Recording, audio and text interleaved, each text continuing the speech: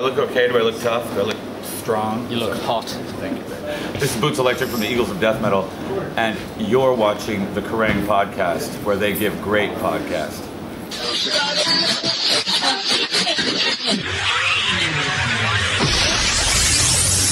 Playing the very last night in the Soho Review Bar, a special ladies' night. Could you tell us what makes this so special? Well, I think obviously, as the name of the night implies, it's ladies that make the night so special. Ladies, I love you very much. Strictly no dudes allowed then? Well, no boys. It's not a celebration of boys, it's a celebration of ladies. And we actually have a couple of gentlemen here, fine gentlemen, who have demonstrated the spirit of that already by dressing as ladies. You know, I mean, like, we're celebrating how rad it is to be a beautiful girl. Especially when you're like in the dark and you're squeezing on them and there's like that kind of stuff going, you know what I'm saying? Yeah. Would a fat boy feel the same in the dark? Dude, in the dark, everyone looks like Jennifer Tilly, you know what I'm saying? It's all good. Excellent. So tell us about the new album, Hot On. It was recorded in quite a few studios around the world. What brought that about? Hot On was recorded well, you know, the other two albums were recorded in a single studio. Hot On was recorded in many studios, and the reason for that was because... Are we okay? I didn't want you to be hurt. Sorry, podcast. Sorry. We recorded in so many studios because Joshua and I really set out to make the best rock album we could make, and we wanted to make we wanted to set the bar as high as we could, and so we kind of looked at our heroes, you know, and we looked at what was going to be the best examples. And Jimmy Page is one of our favorite. He's a total, like, many people are magicians, but Jimmy Page is a wizard. And I'm going to look at the camera and at you, so if it trips anyone out, you are in podcast land, don't get angry with me. But Jimmy Page clearly recorded some of the greatest aspects of Led Zeppelin on the road. And that was the element of it. He had the Wally Heider mobile studio in America, and then he had the Olympic mobile studio, and he was having to do stuff on the fly, and necessity is the mother of invention. And when you need to do something because of a time constraint and your job is on the line, you know, if you beat someone hard enough, they'll probably make a pyramid.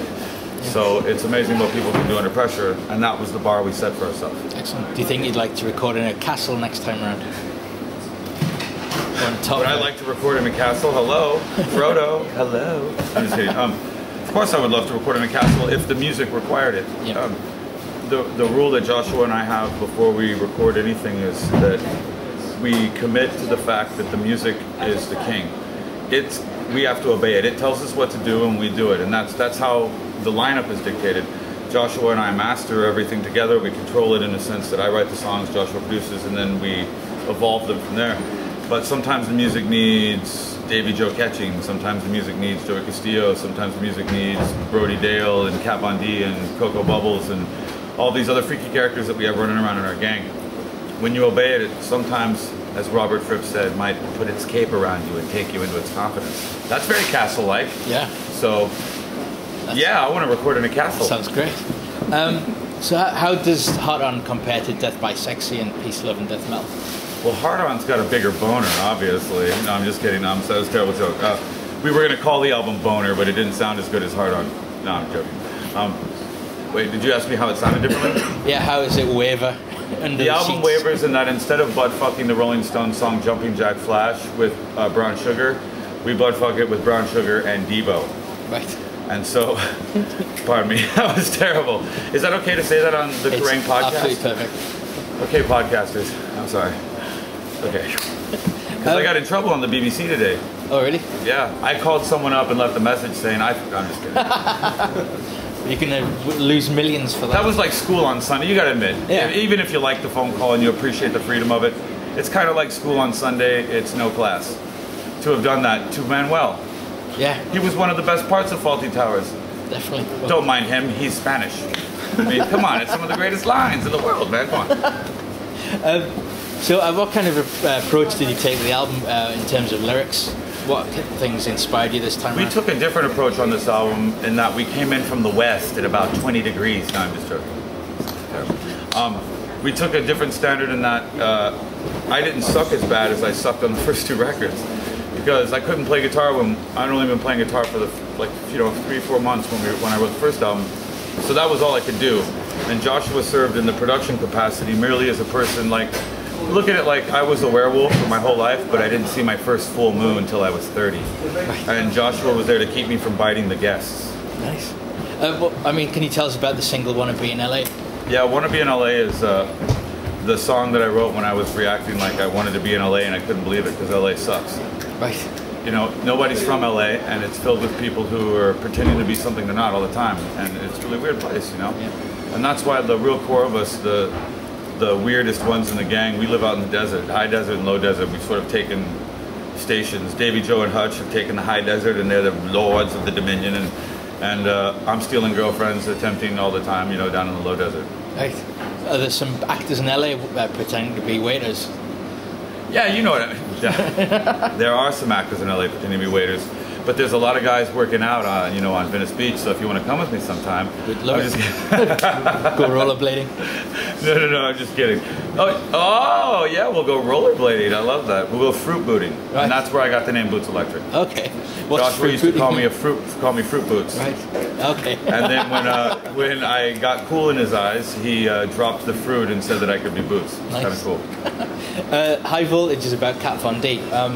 How did that song come about, and which of your tattoos has she done? Kat's done a few tattoos on me. She's done this one, Little Rock and Roller for my son. And she put this eyeball on me that came out of my arm, and then she put a weird message when I was unconscious that I woke up to with a swollen calf. Yeah. No kidding. Unconscious with a swollen calf, basically going, what the hell happened? And it's the sweetest message you could ever get from a dear friend, you know? I love that girl.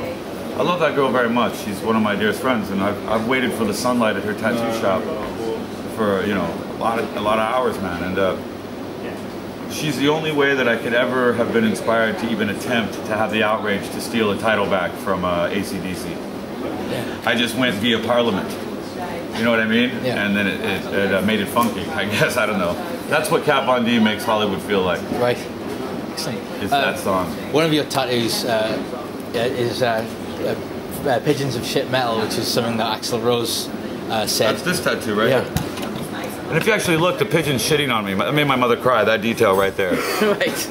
I mean, you know, that's the most wonderful insult that anybody could ever ask for. That insult in and of itself made my career. Right. And it gave my dear friend and one of my wisest gurus, Dave Grohl, the opportunity to make my career with a single statement by saying being disapproved of by Axl is like being knighted by the Queen. And I don't mean Elton John, of course. I mean Mr. Elton John. I mean the actual Queen. And so that that made my career, man. Yeah.